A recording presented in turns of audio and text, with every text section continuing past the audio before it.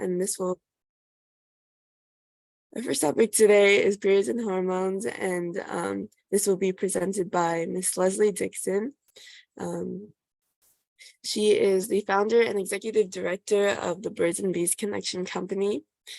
She has 40 years of puberty coaching experience and has taught thousands of classes.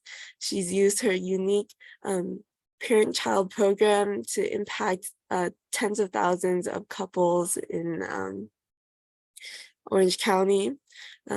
She has spent 25 years as a school nurse.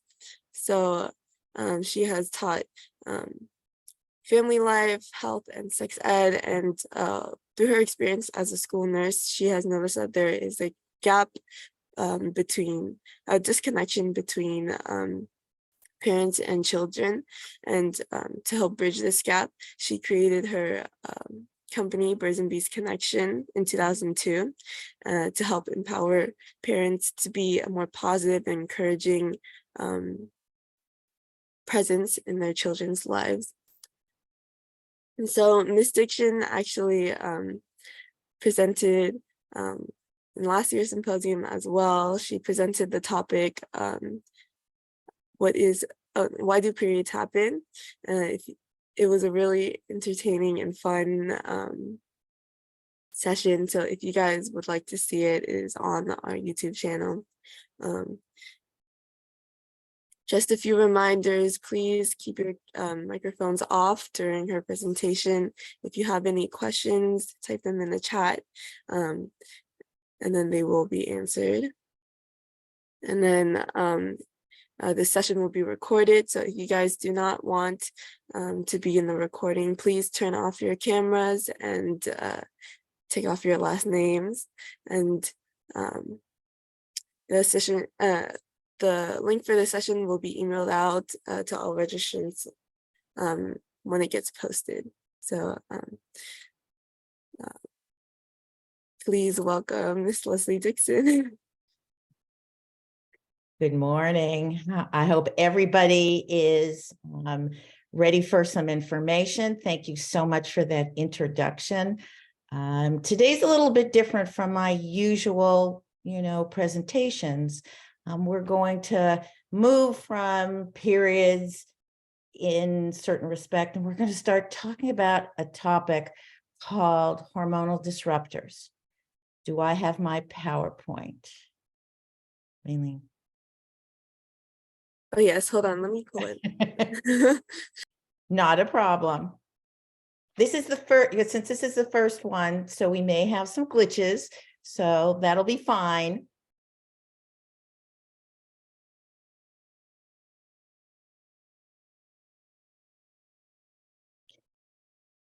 So I'm going to explain to you in this PowerPoint what that term hormonal disruptors are. It's not a new term, but it's a term you're going to hear quite a lot about, because when we talk about periods, we talk about, how to, deal with them. This is a big topic because if you know this information, this is what's going to help you really have easier periods. Got it? Okay. Can I lead it, or you're going to lead it? Correct, Maylene? Would you like me to? What do you mean by lead? Do you want me? Can I do it, or do you have to do it? Oh, you can do it. Yeah, definitely. Okay, so do I have to say share?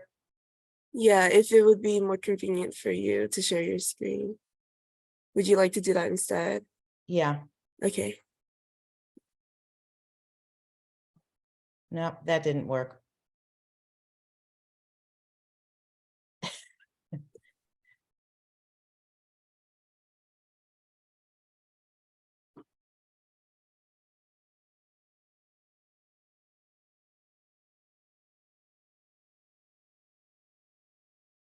I'm not seeing it at all.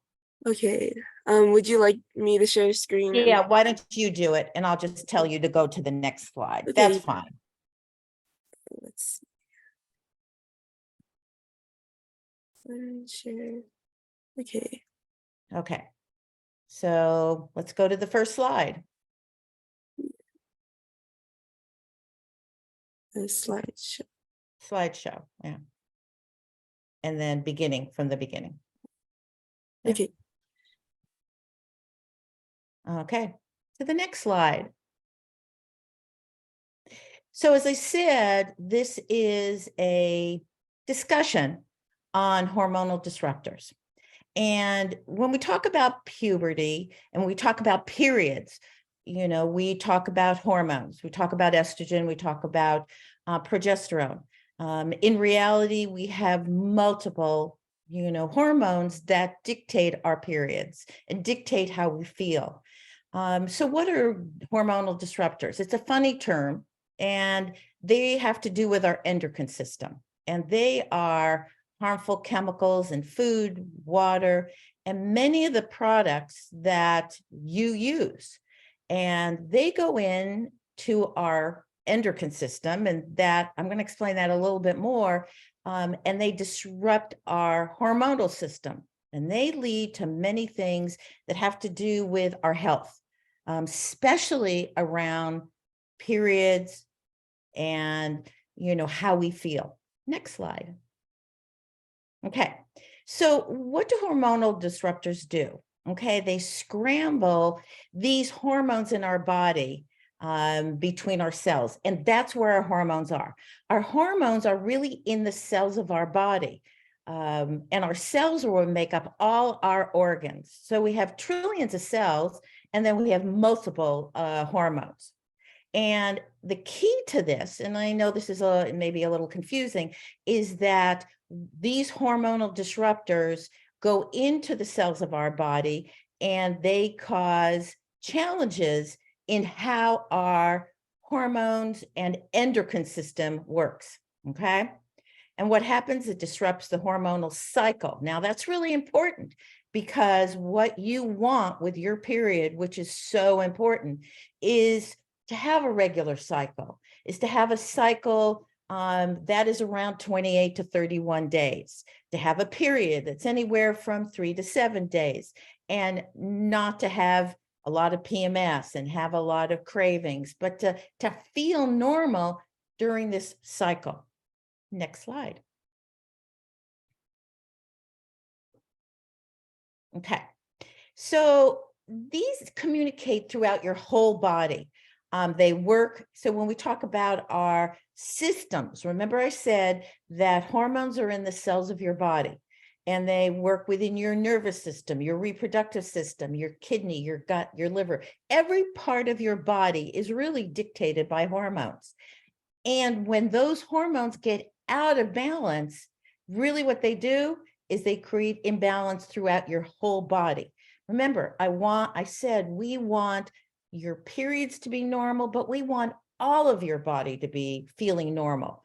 And they really can respond to you having injuries and stress. So to understand hormonal disruptors is really important, because now you'll start to understand what you can do specifically to keep your whole body healthy. Next slide. Okay, so hormonal system. So your hormonal system is produced by your endocrine system, which includes your ovaries, testes in men, pituitary, which is in your brain, your thyroid, your pancreas, and other parts of your body. Remember I said all of your organs. And they are then secreted into the blood, your blood system. Okay, and they're sort of chemical messengers that tell your body how to function. So that your endocrine system is your adrenal, so it's estrogen and insulin, your thyroid, and even testosterone. And I think I mentioned that last year, is that yes, we know about estrogen, we know about progesterone, we even have testosterone as well. We always assume that has to do with the male, but we have it in our system as well.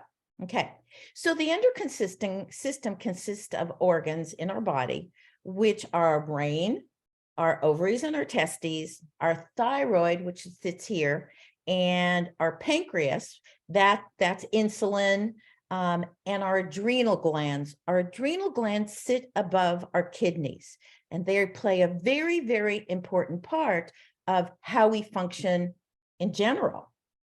Next slide. Okay, so now this is the most important part. So I've sort of given you a background of how our endocrine system and our hormones play an important part in our body. And so now I want you to understand exposure. So this term, hormonal disruptor. So these are the things that go into our body that disrupt that sort of homeostasis, that balance that we want. And you can be exposed by things outdoors. So the chemicals you use to kill all your plants can be hormonal disruptors. Hormonal disruptors enter your body when you breathe, when you eat, when you drink, even into your skin, when you make contact. And they can be found in household products. Now, when we talk about household products, we talk about the things you clean your house with, when you dust, when you put certain products, when you clean, your bathrooms, and a very important thing, your cosmetics. And I'm going to talk more about that, and also your plastics. And we've talked a lot about over the years what those chemicals that could be in your plastics that can go into your system, and all those things disrupt your endocrine system, which then in turn can disrupt your periods, okay? And they are also the pollutants in our environment. So, cigarette smoke, and, we know that the environment has all kinds of pollutants. Pesticides can also cause them, even the foods, and I'll talk more about them. Okay, next slide.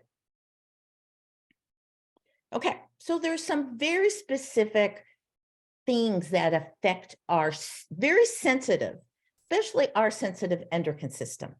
Again, the plastics, the fragrances. So when we think about specifically all the products you may use that you put on your body, so the things you use to wash your body, things you use to the makeups, all those things can interfere with your endocrine system to be able to function in balance. And we just have a very sensitive system, and it changes as we go through our childhood, and then especially when we enter puberty, because hormones are starting to be released and our body is responding to that. And all these issues can affect the normal balance. And that's why you may see a heavier period. Your periods may have started earlier. So what we're seeing is that young girls are starting to menstruate, but mostly enter puberty at a younger age. Next slide.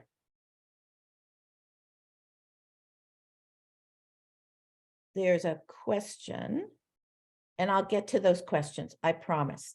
Okay, so there are 3 culprits, things that happen to our body. And these are the things that create, when we talk about early onset puberty. Now, for many of you, you've already started your period, but maybe you have younger sisters. And these are the 3 things that could affect starting puberty earlier. So, excess body fat. Well, because excess body fat contains hormones, and it's a specific hormone called leptin. And when we have an overproduction of it, these fat cells, that can initiate puberty earlier. The environment, which we talked about, often people say, well, the foods we're eating. Well, that's one reason. But another reason is, again, and this is probably the most important thing, it is the chemicals in our environment. And these are the things you can do something about. Now, the last one is probably one of the most important ones. It's stress. And remember, I said adrenals. Well, adrenals sit above our kidneys, and they produce something called, a hormone, and that releases, for flight and fright. That thing back in caveman time when he had to go out and, protect his family, he needed that adrenal to go out and, have that energy to do it. Well, because we are under so much stress on a regular basis, we're producing that hormone on a regular basis, which is really having an effect on our endocrine system. And this is one of the main reasons we may start puberty early and also see some of the effects of stress, the environment, and overweight. Next slide. Okay, so as I said, obesity is caused by this overproduction of fat cells that get released. It's called leptin, and which causes higher levels of this estrogen, which is, our hormone, to encourage the built up to fat. Okay, being overweight and obese can disrupt this very sensitive hormonal, function. You may want to, if you like to do, find out about things, leptin is a really interesting hormone to find out about. So next slide. Okay, so environmental chemicals. So these could be in the foods we eat. So sometimes our foods contain hormones and other chemicals. So it's really important to become a wise consumer. And I'll talk more about that. Water,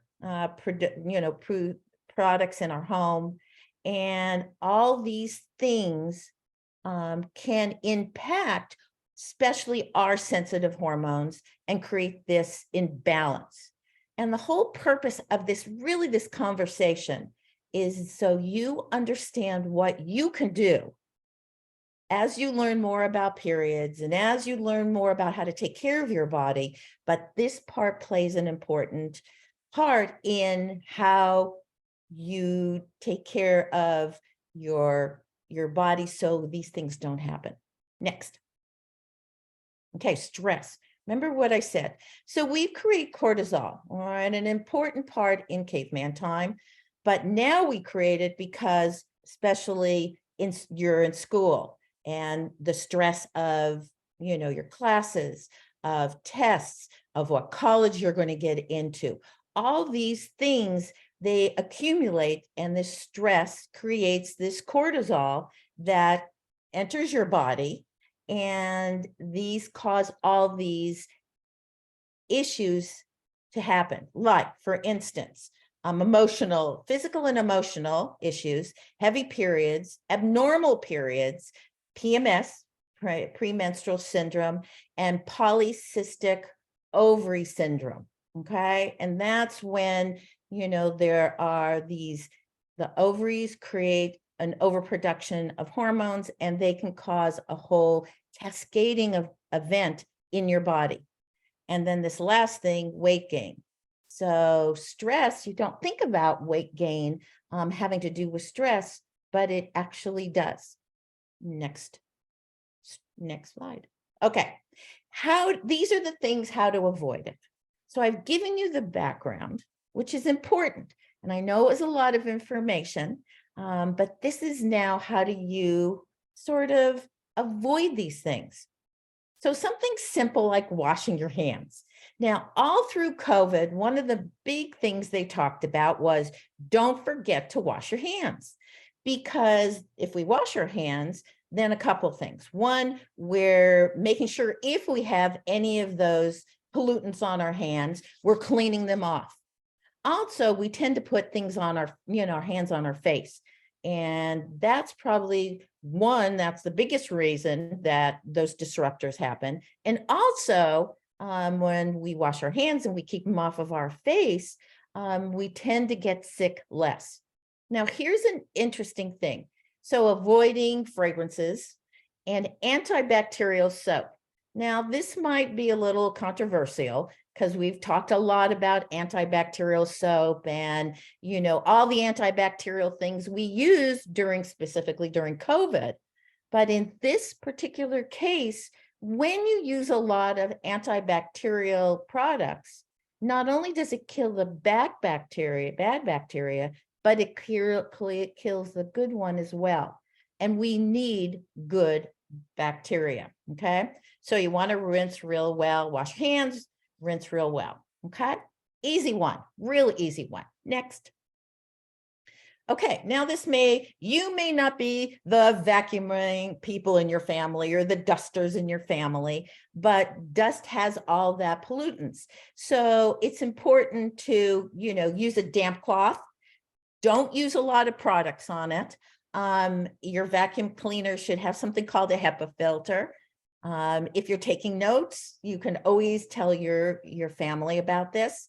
Because you don't want too much that bacteria and pollutants in the air, because that's what you're doing, is inhaling. So you want to reduce, your exposure. And it's not just one thing, it's a cumulative. So it's the food, it's the chemicals in our environment, all these things sort of accumulate. And these are what you can do to mitigate, keep the potential of your body taking in these pollutants, which create these hormonal disruptors. Next slide. Okay, so this sounds funny. Turn up your nose at fragrances. Now, if you think about all the products you have, most of them have these specific chemicals. And the chemical that we're seeing the most problem with is called phthalates. And if you look in your ingredients of your products, and that's what I want you to do, I want you to become detectives.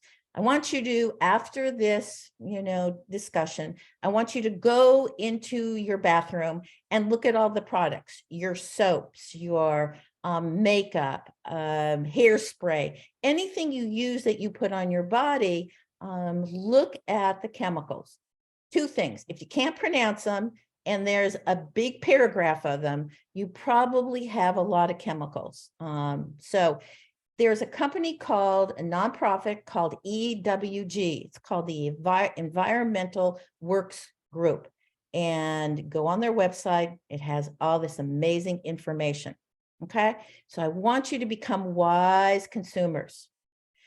Try to shop around products that don't contain these toxins. Again, you're going to become wise in this area. So when you go to purchase something, look at the chemicals. All right, next slide. So this has to do with toiletries, deodorants, soaps, beauty products. Okay, try to get things that are organic. These products may be costly. So think about the products you use on a regular basis. What's the most important ones? Are there certain ones that you can get that are organic, and then other ones that you don't use as much that may have some chemicals in it? And these are some of the chemicals you want to look for. So if you come back to this slide, you can see what these chemicals are. You can go on that website, EWG, they have what these chemicals. Now there's two very interesting chemicals that people use on a regular basis. And one is tea tree oil and the other one is lavender. And they've just found that they sometimes cause these hormonal disruptors. So if you don't use it very often, then I wouldn't worry about it. But if you tend to have a lot of products that have either of those two in it, you may want to consider looking for something else. Okay. Now, deodorants. I think most people know how important it is to use a deodorant versus an antiperspirant. Nobody wants to sweat, but in reality, sweating is really, really good. And to stop sweating is first unhealthy. And second of all, antiperspirants have a chemical called aluminum. And aluminum is a metal, and our bodies don't respond well to that. So make sure you use a deodorant. Okay, next slide. think twice about plastics. So plastics, we've learned a lot about.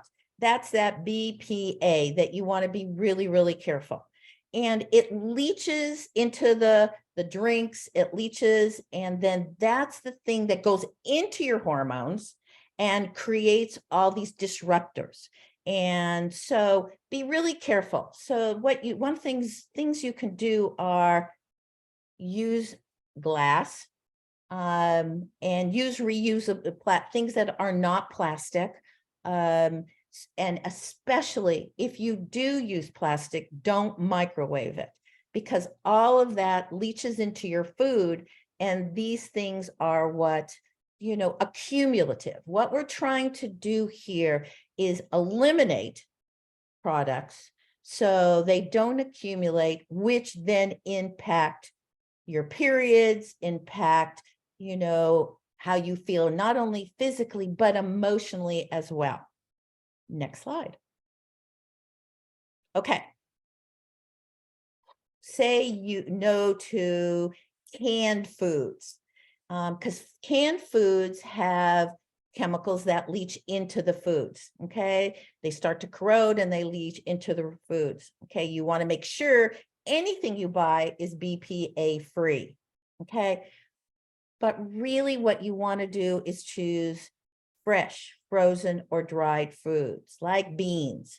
And probably one of the most important things that you can do is go to a farmer's market. We are so lucky here. We have so many of them. So what you're buying is you're buying whole foods. You're buying foods that have just been picked. They're not sitting on a train for long periods of time. So that the chemicals that many of the products that are in farmers markets have almost no chemicals. And that's really what you want to consider. But this is where you can take care of what you put in your body. Look for anything, like if you drink milk, or even dairy products, make sure that they're not containing BPA, any kind of potential hormones that can impact the food. And again, this is accumulative. So this conversation really is about looking what's in your environment and what you can start to eliminate. Okay, next. Rethink your cosmetics, as I said. Think about your nail polish. Well, most of the nail polishes have chemicals that then go into your nails and leach into your system. Okay, so you want to be really, really careful about that. These chemicals can cause cancer, asthma, hormonal, period disruptors, skin irritation. Definitely with your nail polish, try to use nail polishes definitely that are organic, because the nail polishes that we use really go into your skin. So be very, very careful about this. Again, look at your, makeup products, your toiletries that you use, and see if you can eliminate anything that contains a lot of these chemicals. Next one. Sanitary pads. So you don't think about that. You think about when you go into Target or Walmart and you get, your regular pads, and not considering what they may have in them. And so we're learning a lot about what chemical gets used when those products that are non-organic, what they use to bleach the cotton. So think about it. You think about your sanitary pads and your panty liners and your tampons, and they're really, really bright and white. So how does that happen? Well, they use a chemical called dioxin to bleach it. And you don't think about it, you put it on, and again, cumulative, what happens? Anything that has a chemical then goes next to your body, and that can have an effect, especially when we're thinking about tampons. because obviously where do tampons go? They go internally, and they go internally in a very, very warm area. And so those chemicals, that one particular dioxin that is internally in your body and potentially could be leaching this chemical into your body and creating these hormonal disruptors, which then create issues, physical, emotional issues in your body. So if at all possible, there are some wonderful organic products, seventh generation Flow. You can get Flow and seventh generation at Target, and Natural Care. They're out there. They do not have these chemicals. And because, once you start your period, you got your period for a very, very, very long time. You want to make sure that what you put in your body, even though it's once a month, it is as clean as possible. Next one. Okay.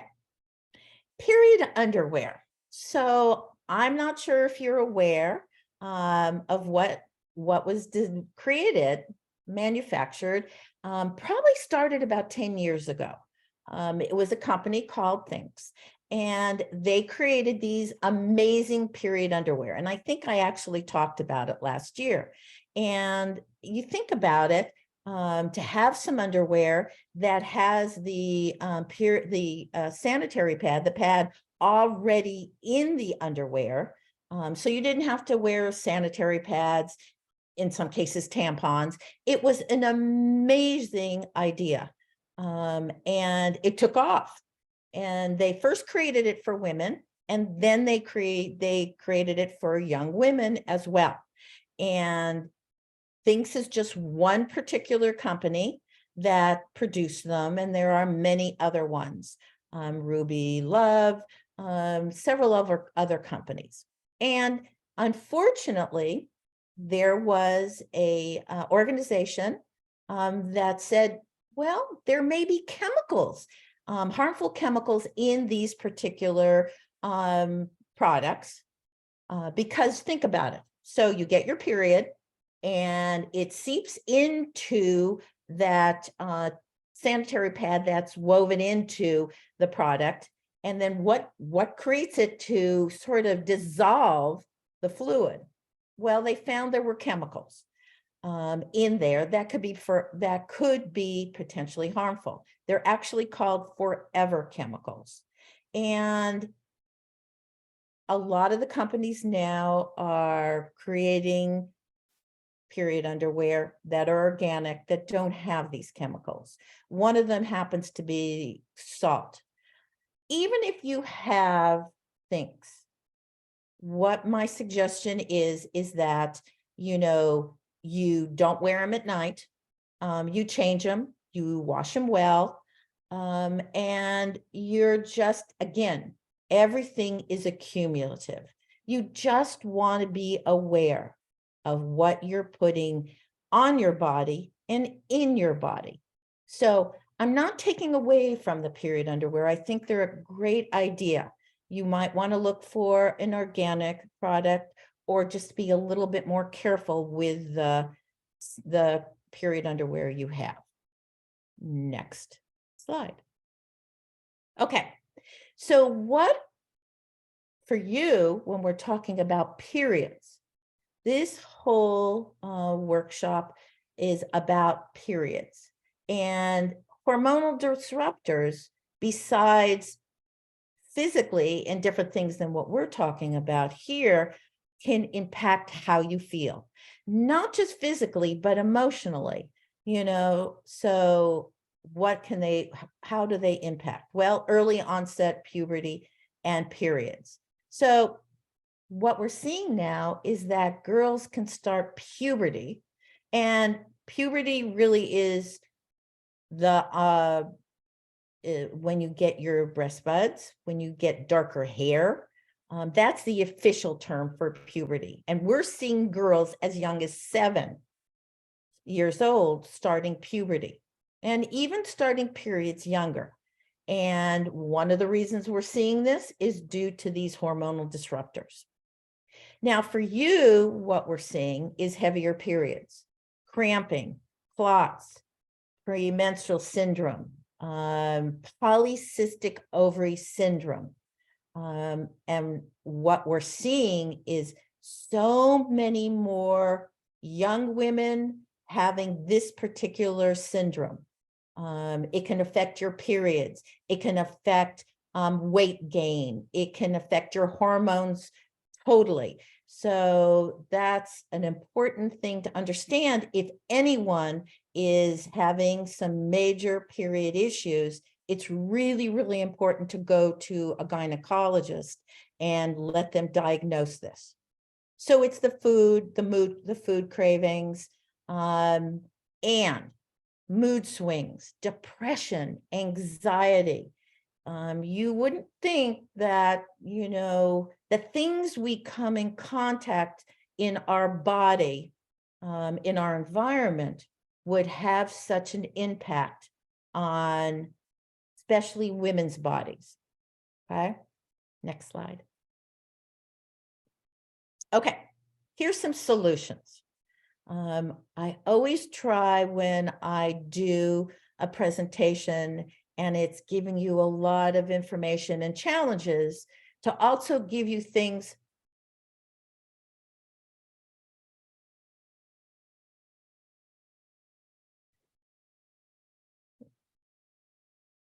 Slide.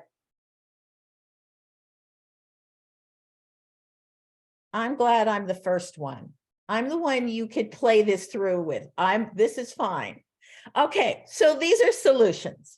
Remember I said, I've given you all this information and it's a lot of heavy information. I truly understand, but I think it's important for everyone to understand, especially women, what we can do to support our hormonal system, which then impacts how we feel in general. Okay, so one of the things that's important, especially at your age, is to sleep every night 8 to 9 hours. Uninterrupted sleep. It is so important. And I know some of you are laughing at me because you're studying and you're busy and getting to bed early, so you have to get up early. It's really important. Your body needs it to heal, and that's what it does during the night. And not only your body, but especially your hormones. So remember, if you're not getting really solid 8 to 9 hours, it's going to impact your hormones. So meditate before you go to sleep.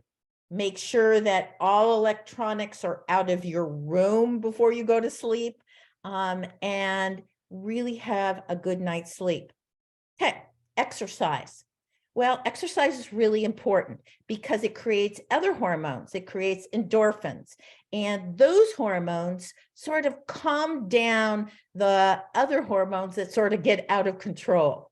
So exercise is important, and that could mean just walking around the block a couple of times during the summer, doing some swimming. Swimming, going out in the sun is also really important because that creates vitamin D. So lots of water, because water is important because we tend to dehydrate. And water is what makes our cells of our body healthy. And the cells of our body play all that important part because they release all these hormones. Healthy diet. I know for many young people, that's sort of hard.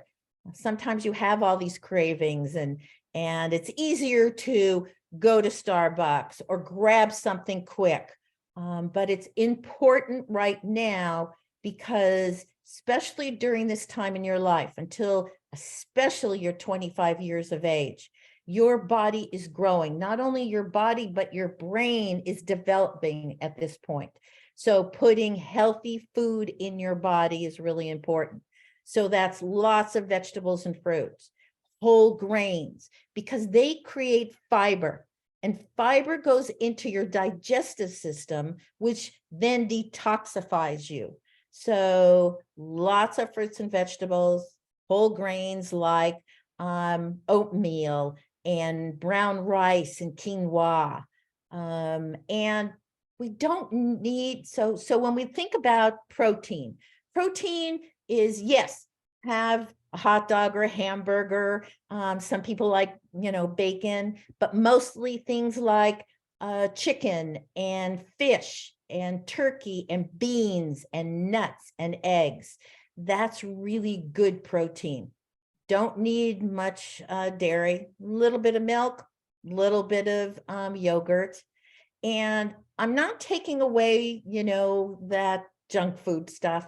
Just do it in moderation. One of the things I want you to be very, very careful about, though, is diet sodas or sodas, especially Coca-Cola and Pepsi, because both of those contain phosphoric acid. They go into the organs of your body and into your bones. So again, drink lots of water, some milk and some juice. Electronic use. I know we live in an electronic, world. You've got to be careful with it, especially if you're up until 25 years of age, because your brain is still developing. And what we know is that the more electronics can impact brain growth and create hormones that counteract the healthy hormones. So just be sensitive and try to unplug as much as possible. And as I said, at night, try to make sure all electronics are out of your bedroom, because they're emitting things that can impact you, your physically and your brain. Next one. Is that it? Was that the last of them? Yeah, that was. All right, perfect. There are a couple of questions, and I know that was pretty heavy. The first, to have your first, talk, that was heavy, but it's important for you to have this information. So, Maylene, there's two questions. You want to pull them up and. Yes. The question was, what impacts COVID-19 pandemic on development hormonal disruptors? And is it COVID-19 causing increasing hormonal disruptions? That is a great question. So again, I think we are still learning about the vaccine and what impact it could have had. We still don't know. I think it's going to be years before we know. We do know that there was some discussion that when women got the vaccine, they did have some period disruption from it. And I'm not sure that it continues on, but unfortunately, if you had the vaccine, it's in your system. We're hoping that any effects that could have happened could, start to empty out of your body. I think that's the best way to put it. So even if it's still there, I hope everything I've spoken to you about, things that you could do to strengthen your body, to strengthen your hormones, to become a more wise consumer, could potentially counteract anything that might be going into your body. If it's true to a certain extent that the vaccine potentially could have had an effect, then you really want to do things, take care of your body even more so that you strengthen your hormones and it doesn't put any more stress on them.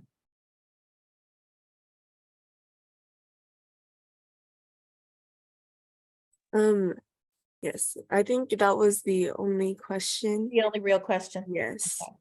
Okay. I hope this helped. I know I'm finishing early. My biggest suggestion is you go on that website called EWG. It will give you lots and lots of information, and it will suggest, not only give you information, but it will also suggest products that you can use that are chemical free. It also allows you, you can get an app. And so when you go into the store and you're looking for products that you want to use, whether products on your body or food, all you have to do is put the app in front of it, and it will explain the chemical itself. And it will give you that information. So as young people, it's important to become wise consumers.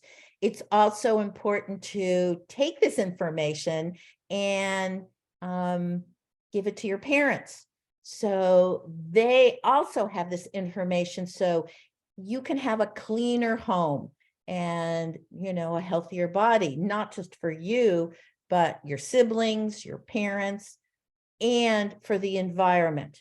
And I think, you know, this conversation we're having here is also to help the environment. That the healthier we are, the more we use clean products, it's not only going to help our bodies, but it's going to help our environment. And I think as young people, that's probably a very, very important thing to do. Anything else in the... Does anyone else have any other questions? Okay. Well, thank you again. I hope this helped. I know that the other speakers you're going to hear are just going to reinforce how healthy you're going to be. And I wish you all the luck. Thank you so much for allowing me to do this. Thank you so much for the presentation. It was welcome. very informative. Thank you. Okay.